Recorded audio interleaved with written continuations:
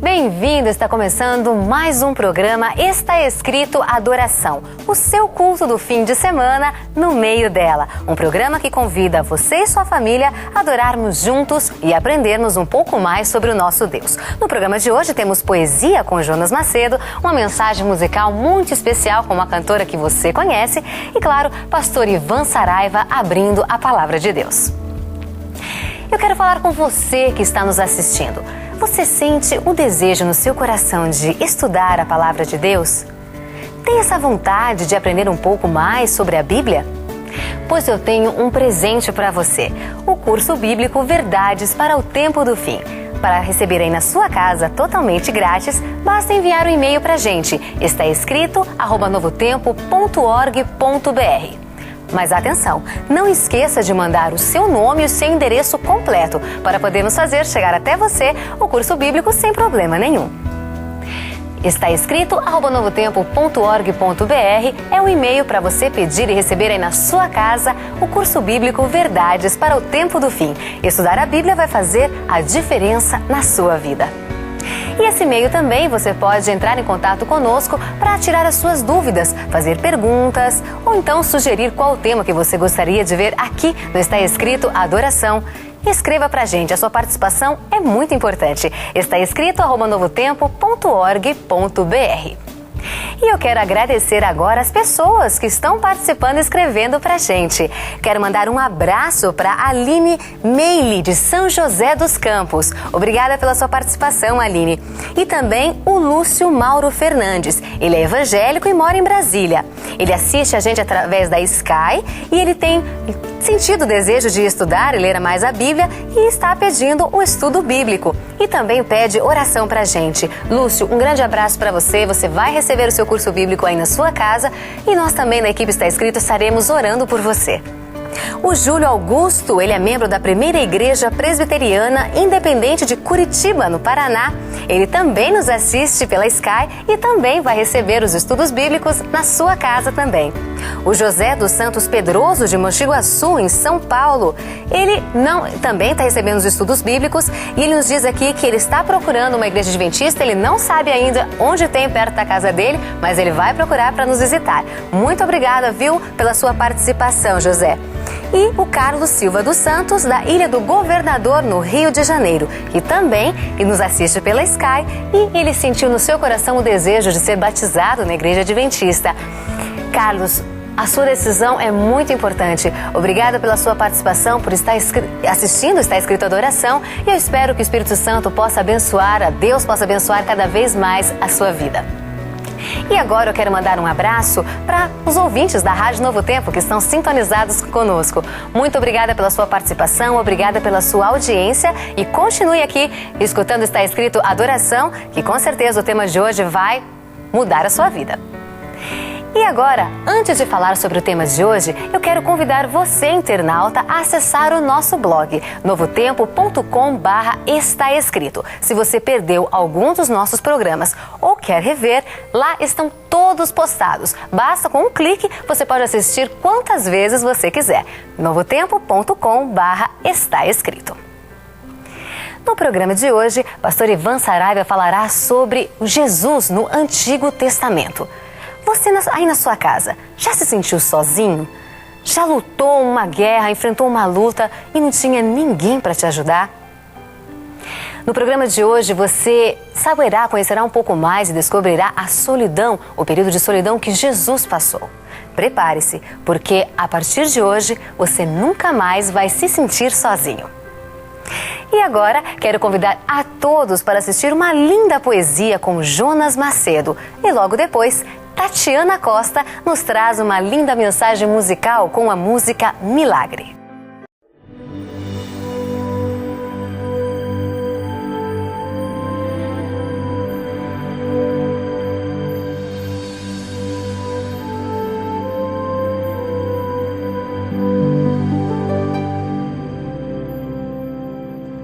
Quando Jesus voltar de novo à terra, não como preso rodeado pela plebe, hão de vê-lo os homens, hão de vê-lo como o Rei do céu, Cristo virá na sua própria glória, na glória do Pai e na dos santos anjos. Miríades e miríades, milhares de anjos, os belos e triunfantes filhos de Deus, possuindo inexcedível formosura e glória, hão de acompanhá-lo. Então Cristo se assentará no seu trono de glória e diante dele se congregarão todas as nações. Todo olho o verá, até mesmo aqueles que o traspassaram. Em lugar de uma coroa de espinhos, uma coroa de glória, uma coroa dentro de outra. Em lugar do velho vestido real de púrpura, trajará vestes do mais puro branco, tais como nenhum lavandeiro sobre a terra conseguirá branquear. Nas suas vestes e na sua coxa estará escrito o nome: Rei dos Reis e Senhor dos Senhores. Os que dele zombaram e o feriram, ali estarão. Os príncipes e os sacerdotes contemplarão novamente cada cena do tribunal. Cada circunstância há de aparecer diante deles como que escritas com letras de fogo. Os que rogaram o seu sangue caia sobre nós e os nossos filhos, hão de receber resposta à sua súplica. E em terrível agonia e horror, hão de clamar às montanhas e às rochas: caí sobre nós e escondei-nos da face daquele que está assentado no trono, porque vindo é o grande dia da sua ira. E quem poderá subsistir? Davi, no Salmo 24, diz: aqueles que têm mãos limpas e coração puro, estes serão capazes de ficar em pé. De que lado estará você, meu amigo? Clamará às montanhas e às rochas? Ou dirá o que está escrito em Isaías 25:9? Este é o Senhor a quem esperávamos. Este é o nosso Deus a quem tanto aguardávamos. Na sua salvação nos alegraremos e nos rejubilaremos.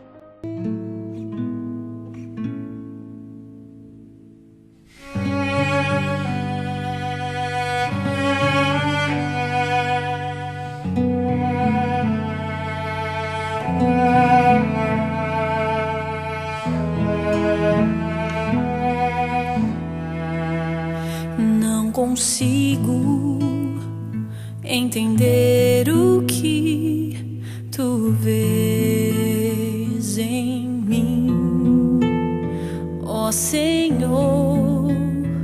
Eu não sou o que devia ser, mas só tu com amor me limpas de esse amor é que me ajuda a seguir em caminhos de perdição. Andava eu, mas com amor tu traçaste um plano para mim. Respondeste minha oração de fé, Senhor. Desde então só a ti pertenço eu.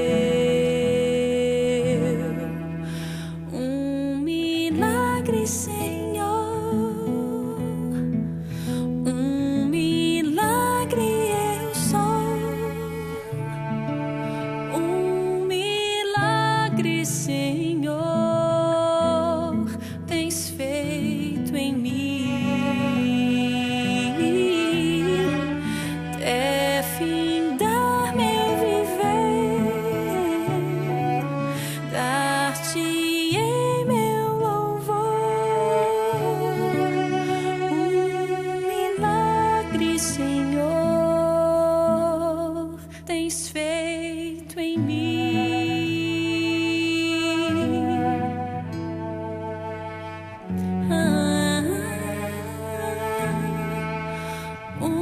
Milagre, Senhor, tens feito em mim.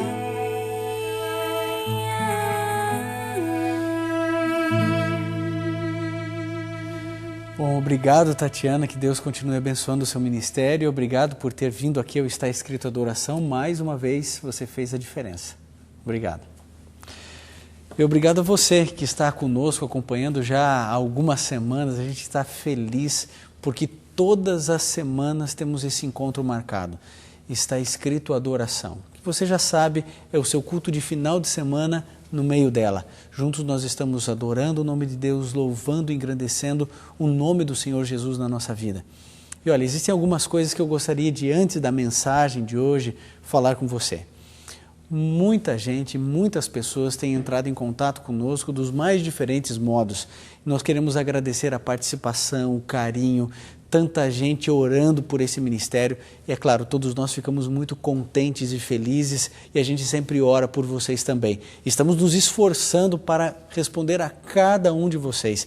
Mas é muito importante para nós quando você dá o seu testemunho, quando você nos escreve, quando você nos liga e você vai partilhando um pouquinho da sua vida, buscando assim essa interação tão gostosa, tão especial com a TV Novo Tempo e também com o Está Escrito Adoração. Bom, nós vamos agora fazer uma oração, porque vamos começar o estudo da Palavra de Deus. E esse é um momento muito sério, muito importante, porque embora existam pessoas assistindo essa mensagem em todos os cantinhos do Brasil, em alguns lugares fora do Brasil, nós precisamos nos unificar na Palavra de Deus, para que Jesus fale de fato ao seu coração. Você conhece os seus problemas, as suas lutas, as suas angústias, os seus pesares. E talvez o seu sofrimento, a sua angústia, o seu pesar sejam completamente diferentes da pessoa que está talvez aí no mesmo prédio que você assistindo essa programação. Mas quando a palavra de Deus é aberta, ela nos unifica, ela nos une e parece que a mensagem foi dada especialmente para cada um de nós. Esse é um poder transformador e milagroso da palavra de Deus. Todas as vezes que ela é aberta, a gente sente que ela foi escrita para mim e para você. Então acredite, Deus tem uma mensagem essa noite para você e para mim. Então se você puder, amigo, feche seus olhos, curve sua fronte e vamos juntos orar ao Senhor. Querido Pai, nós estamos felizes pela oportunidade que o Senhor nos dá de ligarmos nosso computador, nossa TV e começarmos a separar um tempo para ouvir e assistir a Tua Palavra. Por favor, que ela faça a diferença mais uma vez na nossa vida. Que ela possa chegar lá no fundo do nosso coração e satisfazer as ansiedades mais intensas e profundas. Os nossos medos escondidos, as nossas decepções, nossos traumas complexos. Que como um bálsamo a Tua Palavra consiga aliviar a nossa dor e nos mostrar luz, esperança. Que a nossa visão a respeito do futuro possa ser clarificada hoje. Quando a Tua Palavra for aberta agora, Senhor, nós queremos ter a certeza de que o Senhor permanecerá ao lado de cada um de nós, onde quer que estejamos. É o que pedimos em nome de Jesus. Amém. Querido, a mensagem de hoje, ela é uma mensagem, como todas as semanas, bíblica, e ela vai falar um pouquinho a respeito de Jesus. Só que nós não vamos conhecer Jesus no Novo Testamento, conhecer Jesus um pouquinho no Antigo Testamento. Por isso, se você tem aí a sua Bíblia, pode abri-la no livro de Isaías, no capítulo 63. Isaías 63. Você sabe que Isaías foi o autor do livro que recebe o seu nome. E ele é conhecido também no mundo da teologia como o profeta messiânico, porque muitas de suas profecias apontavam Jesus Cristo. E o que acontece aqui a partir do primeiro verso do capítulo 63 é o que os teólogos chamam de teofania. Talvez possa parecer um pouco estranho isso para você, né? Teofania, o que é isso? É a manifestação sobrenatural de Deus. Então perceba, muitas vezes você orou na sua vida e Deus lhe respondeu. Isso é uma ação de Deus? É, mas não é uma teofania. A teofania é quando ocorre algo sobrenatural. É quando a pessoa literalmente recebe de Deus um milagre, uma visão, um sonho muito claro e específico de Deus. E o que Isaías relata aqui é uma teofania. Deus dá uma visão a Isaías e Isaías descreve essa visão. Então, se você tem aí a sua Bíblia, você pode abri-la em Isaías 63:1, que começa dizendo assim: quem é este que vem de Edom, de Bosra, com suas vestes tintas de escarlate? Veja, Deus dá uma visão a Isaías, mas Isaías não entende. E como não entende o que ele vê, ele faz uma pergunta. Ele diz: quem é este? Ele vê um ser vindo de Edom, de maneira bem específica da cidade de Bosra. Mas ele não entende quem é esse ser. E por isso ele pergunta: quem é esse homem que vem de Edom? Ora, se a gente vai começar a estudar esse texto, a gente precisa entender um pouquinho o contexto. Mesmo que você não tenha muita familiaridade com a Bíblia, eu vou clareando algumas coisas para você ir entendendo o contexto do que está acontecendo.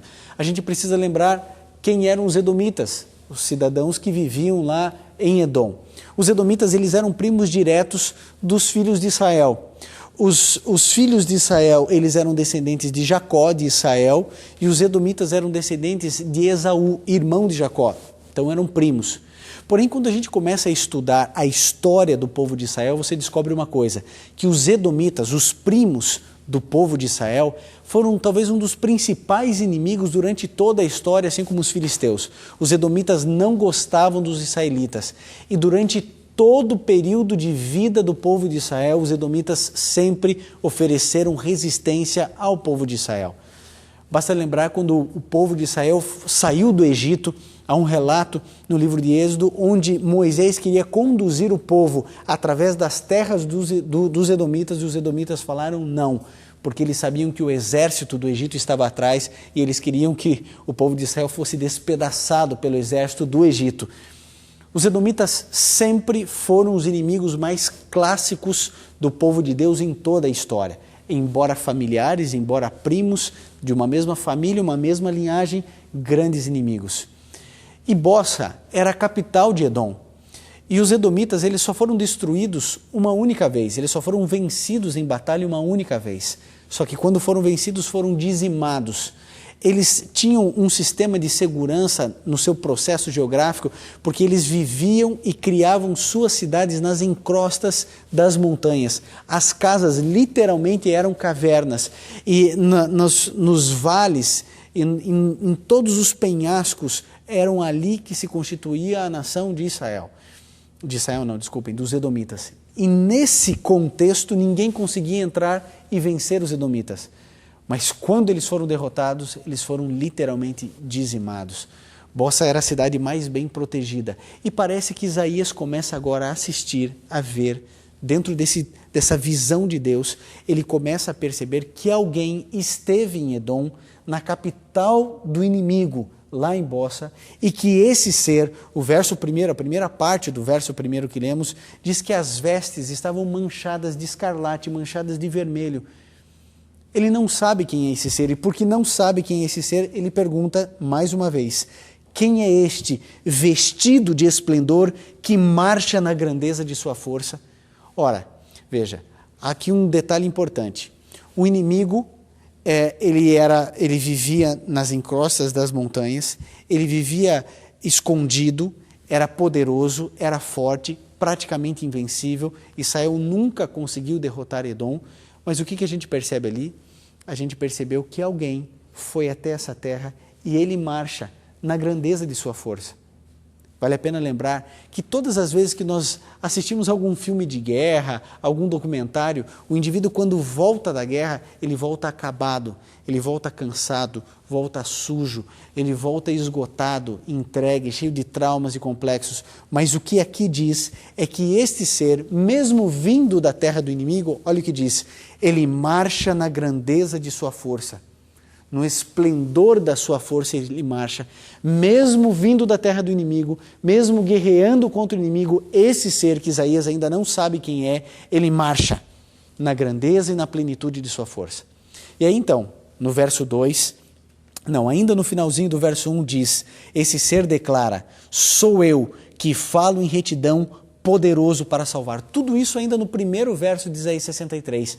Veja, como ninguém responde a Isaías, parece que ninguém sabia que alguém tinha ido à terra do inimigo, aparece aqui esse contexto, sou eu que falo em retidão e poderoso para salvar.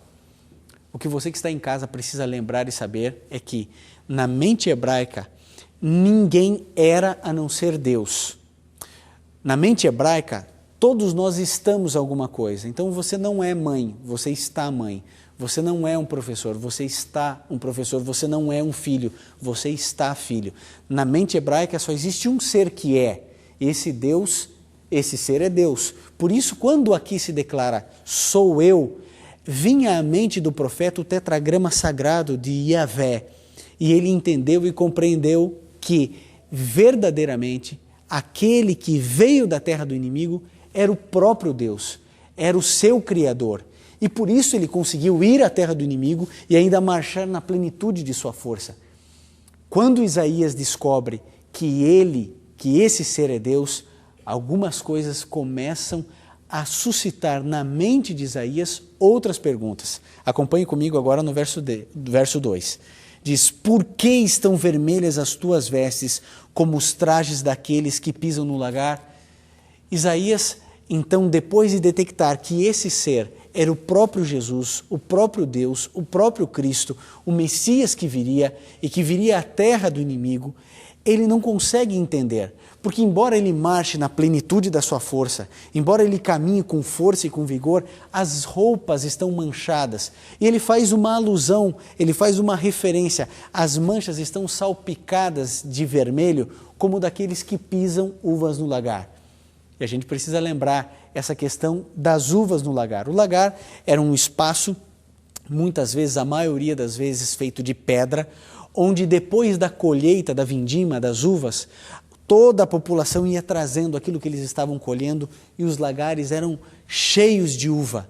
Então, na festa da vindima, as pessoas entravam dentro do lagar e elas iam em um grande ritmo de alegria e de festividade, elas iam pisando as uvas e ao pisar as uvas, e aquilo era uma atividade coletiva, muitas pessoas entravam no lagar, o lagar era um espaço bastante considerável, e elas pisavam as uvas no lagar e aos poucos ia saindo o puro suco da vide.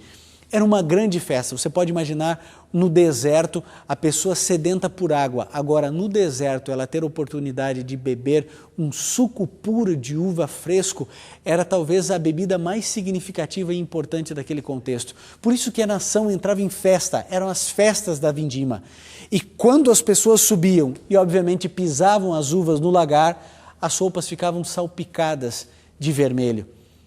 Agora a pergunta é, por que as tuas vestes, mestre, estão salpicadas de vermelho como daqueles que pisam uvas no lagar? E aí então vem uma resposta, talvez uma resposta difícil e triste para você e para mim. Porque Jesus agora começa a conversar com Isaías. E depois que Isaías compreende que Cristo for a terra do inimigo e não entende por que as roupas estão manchadas de vermelho, Jesus olha para Isaías e explica no verso 3. Eu sozinho pisei no lagar, dos povos ninguém houve comigo. Pisei-os na minha ira e os esmaguei no meu furor, e o seu sangue salpicou as minhas vestes e manchei toda a minha roupa. Eu sozinho pisei o lagar. Querido, essa atividade de pisar o lagar não era uma atividade de uma única pessoa. Era uma atividade coletiva, era uma festa coletiva. A cidade toda se envolvia. Era impossível um indivíduo sozinho passar ali o tempo que fosse e conseguir extrair suco na quantidade necessária para alegrar as pessoas. Por isso era necessário que muitas pessoas entrassem. E quando as pessoas cansavam de pisar o lagar, elas saíam e outras entravam. E assim elas iam extraindo o suco puro da vide. E agora Isaías se espanta, porque Jesus declara: eu sozinho pisei o lagar. Quando Jesus Cristo veio a essa terra, ele viveu sozinho durante toda a sua vida. Às vezes temos a impressão e temos a tendência a acreditar que Jesus Cristo só viveu o seu lagar ou só pisou o lagar na cruz do Calvário e no Getsêmani, mas não. Durante toda a vida de Jesus, ele viveu sozinho. Basta nós voltarmos ao Evangelho. Basta a gente voltar a ler, esperando apoio e apreço das pessoas em relação a Cristo. Jesus não era aceito na sua própria terra. Os discípulos não compreendiam o que Jesus dizia. Até Maria, sua mãe, se entra num processo de equívoco quando Jesus ainda era muito cedo, muito novo, quando ele tinha 12 anos, não entendendo as coisas de Jesus, não entendendo a hora de Jesus começar o seu ministério. Jesus Cristo era incompreendido desde a mais tenra idade. Faz algum tempo eu entrei em contato com um filme. Ele não está traduzido para o português, mas tem uma das cenas mais impactantes para mim da vida e da infância de Jesus. Obviamente isso provavelmente não aconteceu, mas a ideia consegue refletir exatamente isso que a Bíblia diz: Jesus pisando o lagar sozinho. Então a história do filme é Jesus pequeno, talvez com 11, 12 anos, e ele está caminhando pelas ruas de Nazaré, sozinho, como sempre sozinho, e de repente ele entra em uma viela e encontra ali um grupo de meninos batendo em um outro menino. Quando isso acontece, Jesus corre até o menino que está no chão e levanta o menino. E o menino tem a boca sangrando e o menino Jesus vai e passa a mão nos lábios do menino e milagrosamente não há mais nenhum ferimento. O menino se espanta, os agressores também, o menino agredido corre, foge, e Jesus fica ali olhando com um olhar de amor único para os agressores. E sabe, o produtor do filme, o diretor, quem estava dirigindo as imagens daquele filme, faz com que o olhar de Jesus receba um close, assim, bem fechadinho. E o menino tem um olhar tão doce, tão meigo, que encanta qualquer telespectador. Só que na mesma cena, uma outra câmera pega o olhar dos garotos, cheios de raiva e ódio, e eles partem para cima do menino Jesus e começam a bater em Jesus. E você que está assistindo fica espantado, e Jesus cai no chão, os meninos param de bater, e Jesus se levanta. O diretor do filme coloca novamente o close bem fechado no olho de Cristo, o mesmo olhar de amor. Agora um pouco descabelado, um pouco sujo, mas os meninos têm o mesmo olhar de ódio e tornam a agredir Jesus, e tornam a bater no menino Jesus, e Jesus torna a cair. Só que quando Jesus se levanta agora, ele está com a boca sangrando, está ainda mais debilitado, mas ele tem o mesmo olhar. E os meninos com o mesmo olhar de ódio e raiva. E ocorre então pela terceira vez a cena, e você que está assistindo a cena começa a se revoltar, porque os meninos começam a bater em Jesus, Jesus cai e agora eles começam a chutar Jesus no chão. E Jesus, um menino de 10, 11 anos, 12 talvez, e eles chutam Jesus. E quando cansam de bater em Cristo, então o menino Jesus se levanta. E diferentemente daquele outro menino, ele não se autocura, ele simplesmente olha com amor. E pela primeira vez, então os meninos se constrangem e saem correndo. O que ninguém sabe, quem está assistindo o filme, que ninguém sabe, é que Maria, sua mãe, está vendo toda a cena. Nem Jesus sabe disso. E aí Jesus vai caminhando, lentamente, cabeça baixa, limpando a poeira, e de repente, quando ele ergue a cabecinha dele, ele vê Maria. E o menino Jesus corre até Maria e abraça Maria. E só então Jesus começa a chorar. As lágrimas de Cristo se misturam com as lágrimas de sua mãe. E Jesus chorando, com o rosto sujo, ele olha e pergunta: mãe, por que eu sou assim? Por que ninguém me entende? Por que eu sou tão diferente dos outros meninos? Eu não tenho amigos. Ninguém quer ser meu amigo. Por que eu vejo o mundo de outra maneira? Essa é a mais pura verdade, amigo. Jesus, quando ele veio a essa terra, ele viveu sozinho, sem ninguém. Cercado pelas multidões que o apertavam, o comprimiam. Quantas vezes teve que buscar um barco ali junto ao mar da Galileia para poder se afastar e ensinar, para poder se afastar e curar um pouco. Quantas vezes o relato bíblico no livro de Mateus diz que Jesus não podia entrar nas cidades porque ele não conseguia em função das multidões. As pessoas ao redor de Cristo, mas ainda assim ele sozinho. Você já se sentiu assim? Sozinho? Sem ninguém para encontrar-se com você e falar alguma coisa que trouxesse esperança ao seu coração? Há um pensamento que é como se Jesus estivesse dizendo para você agora. E eu queria que você entendesse assim, Jesus falando para você. Filhinhos, conheço as vossas dores, enfrentei vossas lutas, suportei vossas tentações. Conheço as vossas lágrimas, também eu chorei. Aqueles pesares demasiado profundos para serem desafogados em algum ouvido humano, eu os conheço. Não penseis que estáis perdidos e abandonados. Ainda que vossa dor não encontre eco em nenhum coração da terra, olhai para mim e vivei. Ainda que vossa dor não encontre eco em nenhum coração da terra, olhem para mim, diz Cristo, e vivam. O que Cristo mais quer hoje é entrar no seu lar e que você se sinta abraçado por Ele. Eu tenho uma coisa muito certa e séria comigo. Jesus Cristo foi sozinho para que nunca mais ninguém precisasse ser. Quando Jesus viveu a solidão, a tristeza, o isolamento, quando ele lançou mão da solitude para ter comunhão com o Pai, quando ele vivia os momentos de incompreensão, de ódio, de raiva, de ira das pessoas, Jesus viveu tudo isso por mim. Porque o que Cristo quer é que você não sofra. Talvez seja estranho para você entender o que eu vou dizer, mas todas as vezes que você sofre, Jesus também sofre.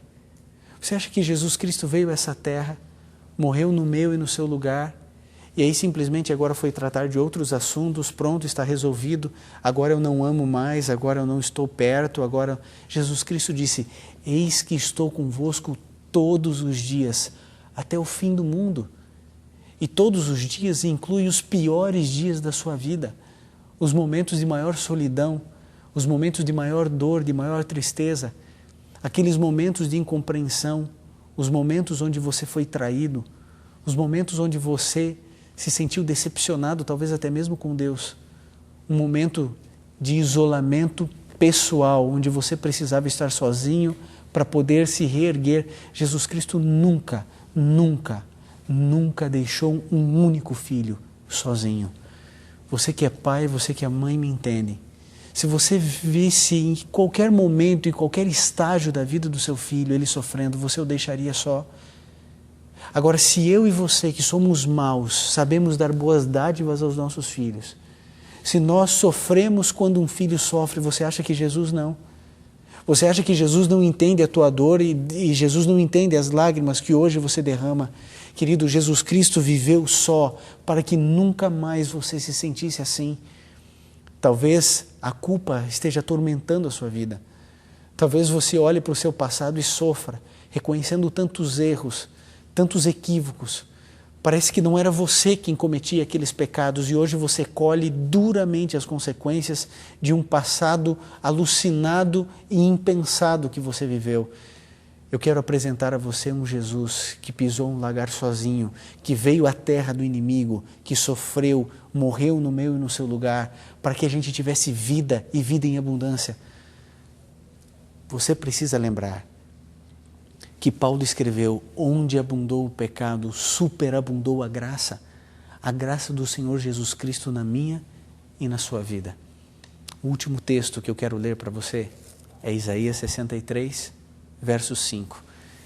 Talvez seja o verso mais triste do capítulo 63, mas diz assim, é Jesus falando: olhei e não havia quem me ajudasse, espantei-me de não haver quem me sustivesse, pelo que o meu braço me trouxe a salvação.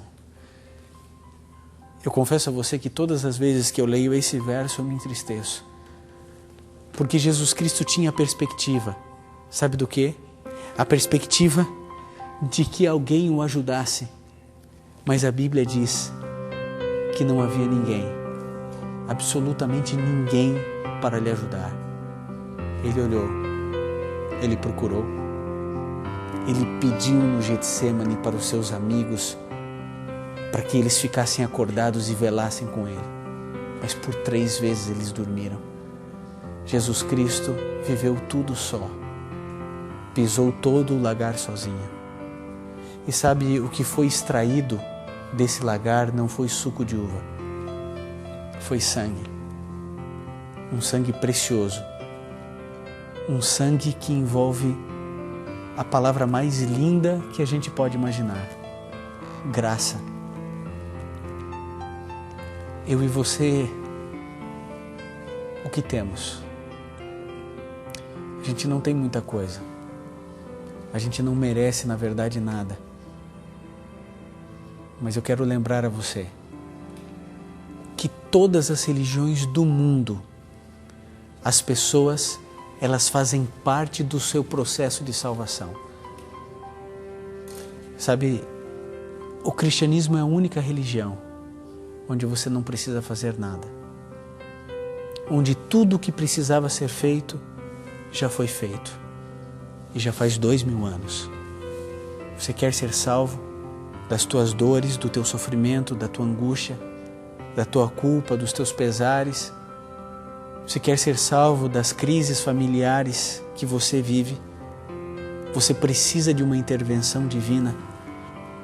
Sabe por que Jesus vai atender a sua oração? Não é porque você merece, não é porque eu mereço, mas é porque Ele oferece a única coisa que me faz ser um cristão. Ele me oferece a graça que eu não tenho compreensão plena, mas é um favor imerecido. Sem o merecer, Ele resolveu me amar. Sem eu retribuir nada, Ele continua me amando. Mesmo quando eu me afasto dEle, mesmo quando eu peco, mesmo quando eu erro, mesmo quando eu falho, Ele continua me amando. Ele continua me oferecendo salvação. E a graça é estranha, né? Porque a graça, ela caminha dentro da injustiça. Não é justo eu ser salvo. Não é justo, não é correto você ser salvo. O correto e o justo é eu e você colhermos tudo aquilo que nós plantamos. Mas sabe o que Deus faz? Deus diz assim: eu colho por você. Você plantou dor, sofrimento, angústia, morte, desespero, pecado, tristeza, angústia, decepção, traição. Tudo isso você plantou. Eu vou colher tudo por você. E quando eu beber e quando eu comer todos os frutos que você plantou, eu ofereço para você um outro fruto, o fruto da árvore da vida, para que você tenha salvação, para que você tenha esperança. A mensagem de hoje é tão simples, mas ela precisa ser internalizada por você e por mim. Jesus Cristo hoje quer olhar dentro dos teus olhos e Ele quer falar para você: filho, eu vou atender você, não porque você mereça, não porque você entende ser uma boa pessoa, porque você não é. Eu vou responder você, não porque você é uma vítima dos erros e dos pecados de outras pessoas. Eu vou responder você porque eu te amo. Porque tudo que eu passei sozinho na terra do inimigo, foi por você. Parece até um chavão, mas é verdade. A impressão que nós temos quando lemos a Bíblia é que se Jesus Cristo tivesse que passar por tudo isso de novo, Ele passaria. Se tivesse que passar tudo de novo, mais uma vez, Ele o faria. Se esse fosse o preço para salvar você e a mim. Isso é graça. E só pode oferecer graça aquele que entregou tudo, tudo por você e por mim. Você não quer hoje descansar em Jesus? Você não precisa, nesse dia, dizer: Senhor, eu cansei de lutar, eu não aguento mais lutar. Para mim chegou no limite. Eu preciso que o Senhor faça alguma coisa, porque senão eu não aguento mais. Esse é o meu limite, é o momento da minha desistência.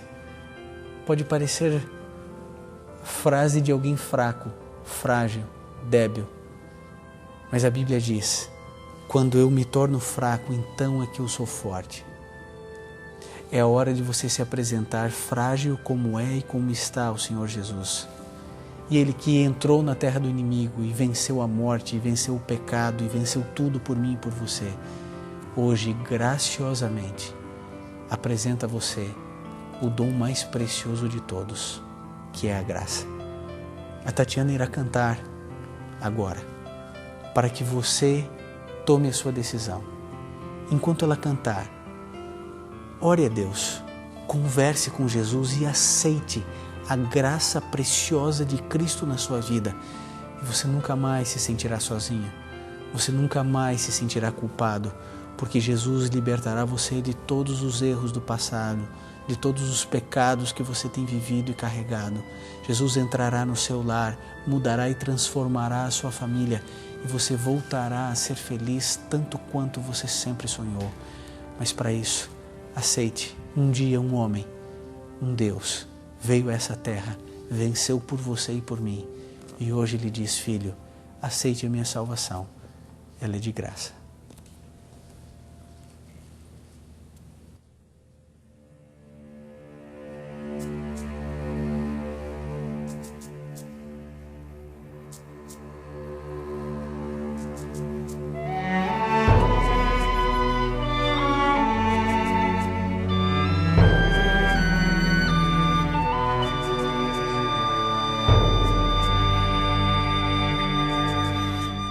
Preciosa graça de Jesus, perdido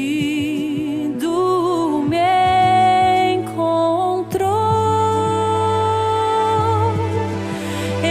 estando cego me fez ver da morte.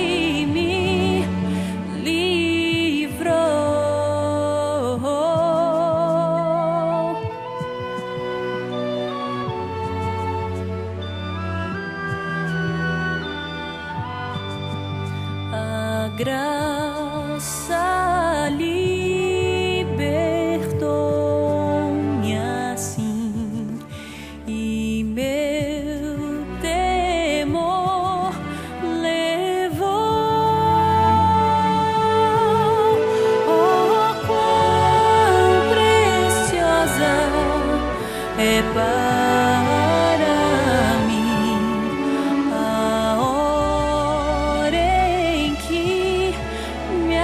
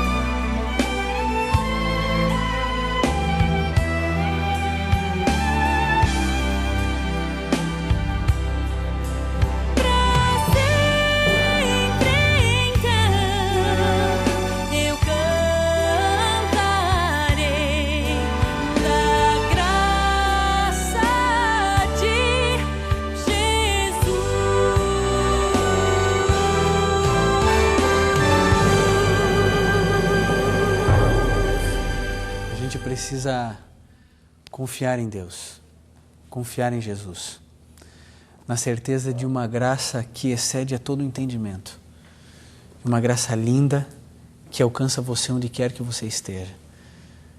Você sabe, eu não sei quem é você, eu não sei quais os problemas que você tem passado, mas aqui no Novo Tempo nós recebemos tanta gente, de todas as religiões, sofrendo, passando por dramas tão complexos que a gente lê e não acredita. E a gente só ora dizendo: Senhor, atua na vida dessa pessoa, dá forças a ela. Ela precisa ter forças para passar o que ela está passando. E talvez você esteja nesse momento vivendo algum dos momentos mais difíceis de toda a sua vida. É hora de você acreditar. Você precisa crer em um Deus que ama, em um Deus que sofre junto com você. A lágrima que hoje você derrama é acompanhada por uma lágrima de Cristo. Nunca nenhuma lágrima caiu solitária. Jesus Cristo sempre chorou todas as vezes que eu chorei, porque Jesus Cristo me tem por um filho amado, querido, e isso me dá a certeza de que Ele sempre vai estar comigo, que a sua promessa irá sempre se cumprir na minha vida. Ele vai estar comigo, assim como Ele está com você agora. A única coisa que eu e você precisamos fazer é confiar. Confie. Deus, Ele nunca chega cedo e nunca se atrasa. Ele está sempre no tempo certo na minha e na sua vida. Por isso entregue, confie e tenha certeza de que Jesus cuidará de você. Eu espero que a mensagem da Palavra de Deus tenha mais uma vez feito diferença na sua vida. E agora nós vamos orar, clamar a Deus, pedir que Ele restaure a nossa vida, que Ele nos dê forças e que Ele nos dê coragem para vivermos tudo o que temos que passar na nossa vida. Ele sempre estará comigo e com você. Se puder, feche seus olhos, curve sua fronte e vamos juntos orar a Deus. Querido Pai, obrigado porque o Senhor nos amou de tal maneira que entregou o seu único Filho para que todo aquele que nele crê não pereça, mas tenha vida eterna. O Senhor sabe o quanto sofremos aqui nessa terra confusa, fria e escura. O Senhor sabe, ó Deus, quantas vezes o sofrimento tem arrombado a porta do nosso coração, da nossa casa, e tem destruído a nós e as pessoas que nós amamos. Pai, o Senhor sabe a violência do pecado na nossa vida, porque o Senhor viveu aqui nessa terra, foi tentado e nada pecou, e o Senhor sabe a ira do inimigo de Deus, do teu inimigo. Por isso nós precisamos da tua proteção, precisamos do teu cuidado nessa terra. Obrigado, Pai, pela tua graça. Ela é tão preciosa para nós, porque ela é a única certeza que temos da salvação. Jesus Cristo fez tudo por nós e nós passaremos a eternidade toda louvando e engrandecendo o teu nome, porque o Senhor nos resgatou e nos salvou. Agora, Deus, dá-nos a calma que precisamos. Dê-nos, Senhor, também a convicção de que o Senhor realizará a obra necessária em nossa vida no tempo adequado. Por isso entregamos a nossa vida em tuas mãos, hoje e sempre. Amém.